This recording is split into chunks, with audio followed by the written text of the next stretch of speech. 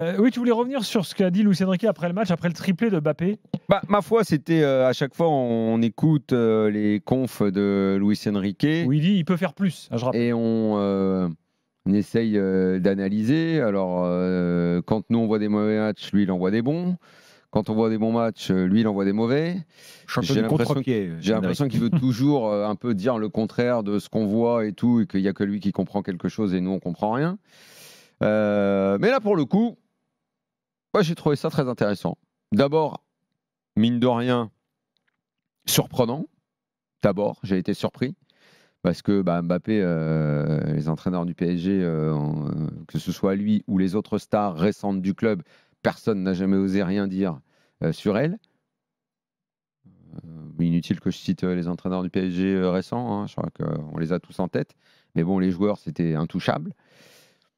Là, après que Mbappé enfile 3 buts, Luis Enrique vient, se plante et dit « j'attends plus ». Et je crois que collectivement, il doit apporter plus à l'équipe. Je ne vais pas applaudir et parler de courage ou je ne sais quoi, mais j'ai trouvé que c'était intéressant et qu'au moins on pouvait essayer de comprendre un petit peu ce qu'il avait voulu dire.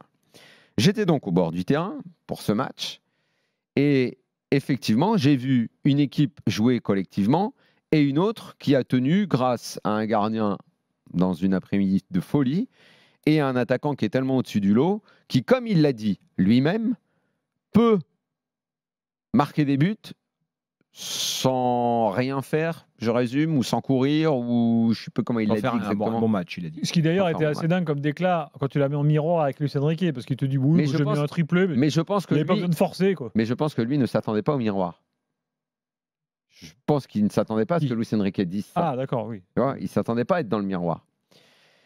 Et effectivement, quand j'ai vu Mbappé mettre les 3 buts comme ça, et je regardais, parce que je suis derrière le banc de Will Steele, et je voyais sa tête, et je voyais qu'il était désemparé.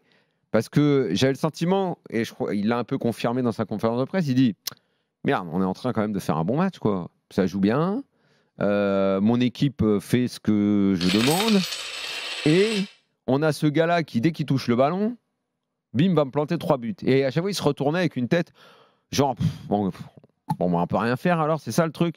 Il faisait ça quand Donnarumma faisait des gros arrêts, et après les 3 buts de Mbappé. Parce qu'en dehors des 3 buts de Mbappé, eh ben, il n'y a rien eu.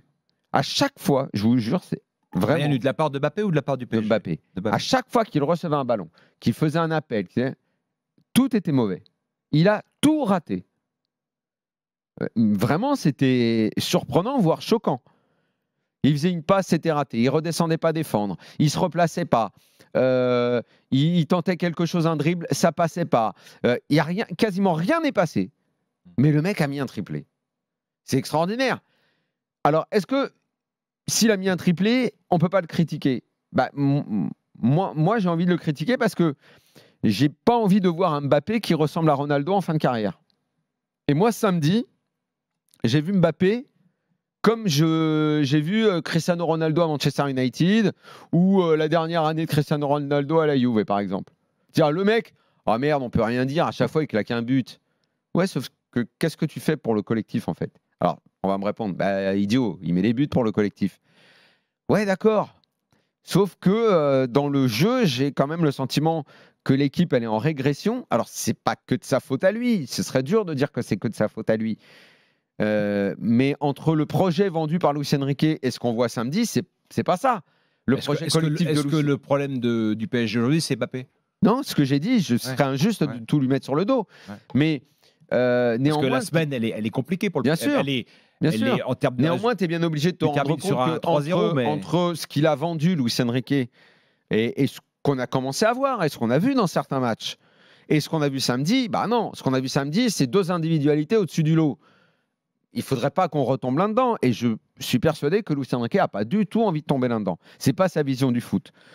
Donc au final, le fait qu'ils disent « j'ai envie que Mbappé fasse plus pour le collectif, j'attends plus de lui », bah, je trouve que c'est quelque part sain, parce que c'est un joueur classe mondiale, hors du commun, et que moi j'aime quand on est exigeant avec les meilleurs. On doit être exigeant avec les meilleurs. Il doit montrer l'exemple. On attend de Mbappé qu'il soit... Bon, la perfection, c'est tous les jours, c'est compliqué. Mais c'est vrai qu'à chaque fois qu'on le voit, on a envie qu'il nous donne le maximum. Qu'en Ligue des Champions cette semaine, je ne l'avais pas trouvé bon. Il avait raté 2 occasions qu'à mon avis, il ne doit pas rater, ou en tout cas au moins 50%. 1 sur 2, il doit mettre. Là, il fait un 3 sur 3. Mais dans le jeu, je le trouve éteint, fatigué. Il ne participe pas. Il n'est pas dans le collectif.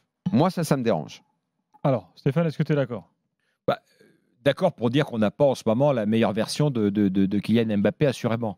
Après, moi, je l'ai déjà dit, mais la communication de Luis Enrique ne me convainc pas. Alors là c'est une vieille ficelle de manager. C'est que quand ton buteur marque des buts, tu peux le critiquer. Et puis, quand il y a 0-0, qu'il a raté 10 occasions, tu dis oui, mais moi je l'adore parce qu'il se crée beaucoup d'occasions. C'était bon. On connaît, c'est des vieilles ficelles qui, moi, m'ont pas particulièrement ému. Je suis pas du tout ému par la communication de Luis Enrique, par ses contre-pieds permanents, tout ça.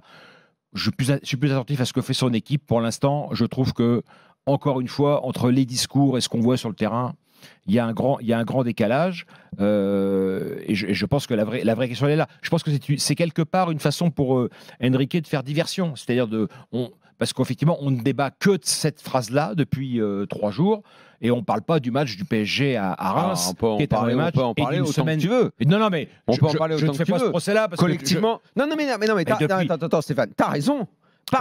Parce que mercredi.